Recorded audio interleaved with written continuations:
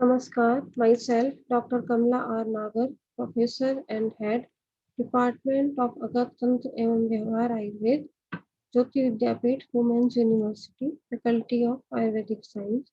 Today I am going to share my lecture for BAMS third year Agat Tantra. Ayurved, the session is this, influencing factor attribute to poison, या फिर आयुर्वेद के अनुसार विषाक्तता की तीव्रता पर प्रभाव कारक घटक। इस सेशन में हम उन घटकों के बारे में बात करेंगे जो विष की तीव्रता को बढ़ाते हैं या विष के गुणों को बढ़ाते हैं। न केवल वातावरण में उपस्थित पर्यावरणीय घटक वरन मनुष्य मन के अंदर के या मनुष्य शरीर के अंदर की स्थितियां भी इसकी तीव्रता को बढ़ाने में सहायक होती है। उनको अलग अलग टर्म से आयुर्वेद में इंडिकेट किया गया है। उदाहरण स्वरूप पहले हम बात करेंगे विष संकट की। वाग्भट्ट अष्टांग हृदय में वाग्भट्ट के अनुसार विष प्रकृति काला अन्न दोष दूष्यादि संगमे विष संकटम उद्दिष्टम शतस्य पौत्र जीवति।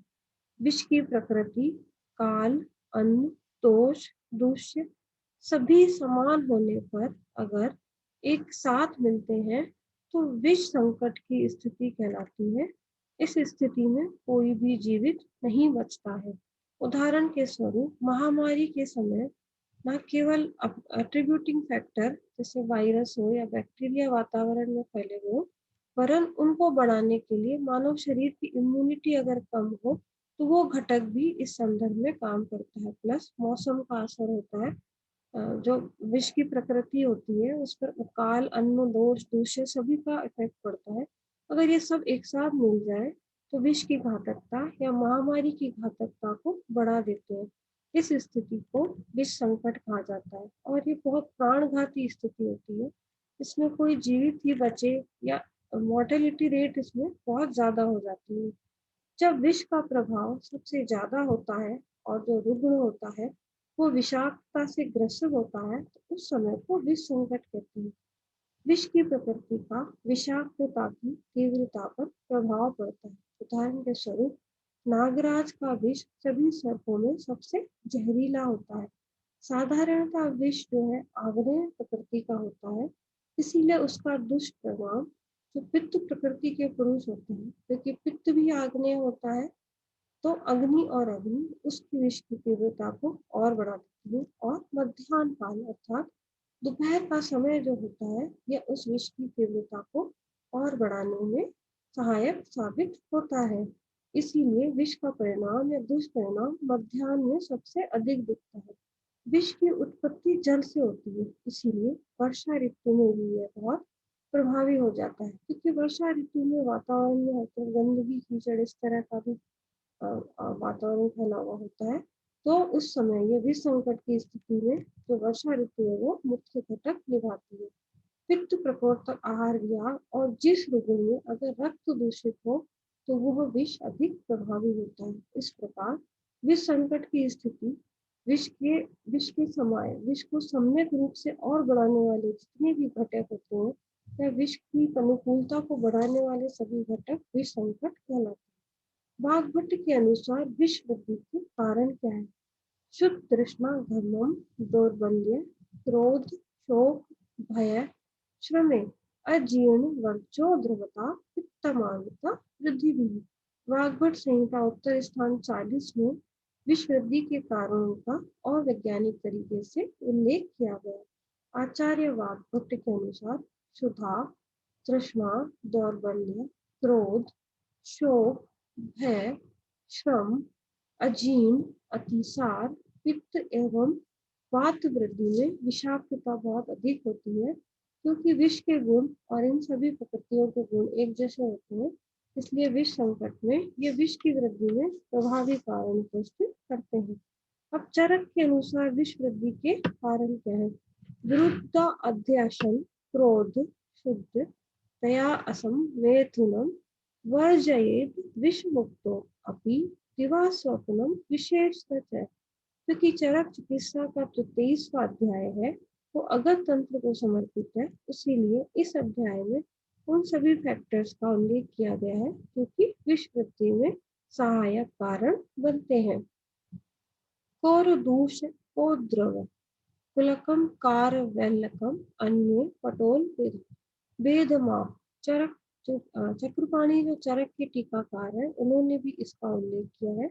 आचार्य चरक के अनुसार विरुद्ध अन्न अध्यशन क्रोध क्षुधा व्यवाय दिवा स्वप्न आदि से विषाक्तता अधिक बढ़ जाती है। चक्रपाणी में सारे दुख उपद्रव पुलक कारवेल्लक एवं पटोल आदि अन्न के सेवन से विषाक्तता बढ़ने का उल्लेख किया है। इस तरह चक्र और चक्रपाणी में आहार और विहार दोनों जो प्रभावी विष के बढ़ने के कारण है उनका वर्णन किया है। अब सुश्रुत के अनुसार विष वृद्धि के कारण क्या है? अन्नपान विधावुक्तम उपाधार्य शुभा अशुभाम शुभम देय विषार्तेभ्यो वृद्धेभ्यश्च वार्येत् पाणितं शीघ्रसोवीरम् अजीर्णा अध्यशनम् वर्जयेत् समासेन नवधान्यादिकं गणम् दिवास्वप्नं व्यवायं च व्यायामं क्रोध आतपम् सुरातिलकुलत्थांश वर्जयेत् विषा आतुर। सुश्रुत कल्प 6 में विष वृद्धि के कारणों को और भी अच्छे से एक्सप्लेन किया गया है। अन्नपान विधि से कहा हुआ हित अहित विचार करके विषजुष्ट प्राणी को हितकारी अन्न दे तथा विरोधी हानिकारक वस्तुओं का त्याग करें। राब सहजन कांजी अजीम अध्यशन एवं संक्षेप में नव अन्नादि गण से विषजुष्ट प्राणी की रक्षा करें। दिन में सोना मैथुन व्यायाम क्रोध धूप सेवन सुरापान तिल कुलत आदि को भी विष पीड़ित त्याग दे। सुश्रुत ने पहले विष वृद्धि के कारणों का उल्लेख करते हुए उनके निवारण के कल्प स्थान में प्रभाव बताए गए हैं कि अगर इस तरह के आहार विहार का सेवन करना जो विषाक्त है उसके हित में नहीं होता है, इसलिए वो अच्छे अहित आहार विहार को त्याग कर पथ्य अपथ्य की ओर अपना कदम बढ़ाए तो फिर विष संकट का समाधान हो सकता है। अब विष के प्रभावकारी घटक क्या है? Factor which modifying the action of विष एज पर वेरियस आचार्य। इस संदर्भ में हम बात करेंगे। सबसे पहले सुश्रुत। सुश्रुत के अनुसार विष के लिए जो प्रभावकारी घटक है उसमें है विष की प्रकृति। विष प्रकृति में सुश्रुत में नाग विष बताया गया। ऋतु ऋतु वर्षा काल विष प्रभाव के लिए विष को बढ़ाने में सहायक है। दोष अगर पित्त प्रकृति का विषाक्त है और विष का नेचर भी पित्तज है तो विष जरूर आगे बढ़ेगा। आहार विरुद्ध अन्न पाणित शिग्रु सुरा तिल कुल्थी ये आहार अहित आहार में है जो विष की वृद्धि में सहायक कारण बनते हैं। विहार विहार में है दिवा स्वप्न व्यवाय आतप सेवन व्यायाम क्रोध ये भी विष के लिए प्रभावकारी कारण बनते हैं। दुर्गुणावस्था अगर अजीर्ण अध्यशन भूख न होने पर भी बार बार खाना, इससे क्या होता है अजीर्ण की स्थिति पैदा होती है तो विष जो कि विष के शरीर में जाने के पश्चात उसको और एग्रीवेट या प्रकोपित करती है। यह कारण सुश्रुत के दिए हैं। अब हम बात करेंगे वाग्भट ने क्या कहा इस बारे में। वाग्भट के अनुसार विष संकट की स्थिति वह है जब विष की सहायक सारी प्रकृतियां एक साथ एकत्र हो जाए। दोष विष संकट की स्थिति में विष एवं वात दोनों कुपित होते हैं। आहार विरुद्ध अन्न उस विष को बढ़ाने में सहायक होता है। विहार एवं मानस भाव जैसे क्रोध शोक भय श्रम ये स्थितियां विष संकट को और बढ़ाती हैं। रुग्णावस्था अजीर्ण क्षुधा प्यास से परेशान हो रहा है पेशेंट दौर्बल्य की स्थिति है तो ये स्थिति भी विष के संकट को और बढ़ाती है। अब चरक ने विष संकट के बारे में क्या कहा? चरक का कहना है कि कोद्र कड़वे पटोल इस तरह के जो कड़वे तिक्ते आहार विहार जो आहार होते हैं वो विष संकट को बढ़ाते हैं। और मानस भाव दिवा स्वप्न धूम क्रोध आतप सेवन तृष्णा इस तरह के जो विहार होते हैं वो भी विष के लिए प्रभावकारी बनते हैं।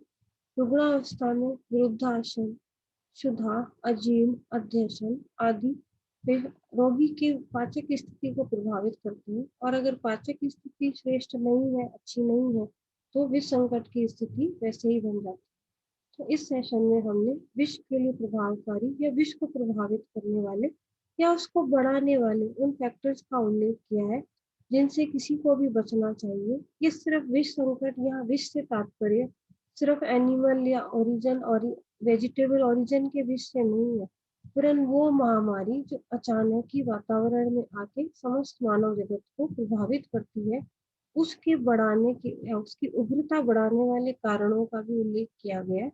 साथ में उन सम्यक आहार विहार का भी वर्णन किया गया है जो इस तरह के विष संकट का समाधान करते हैं। धन्यवाद।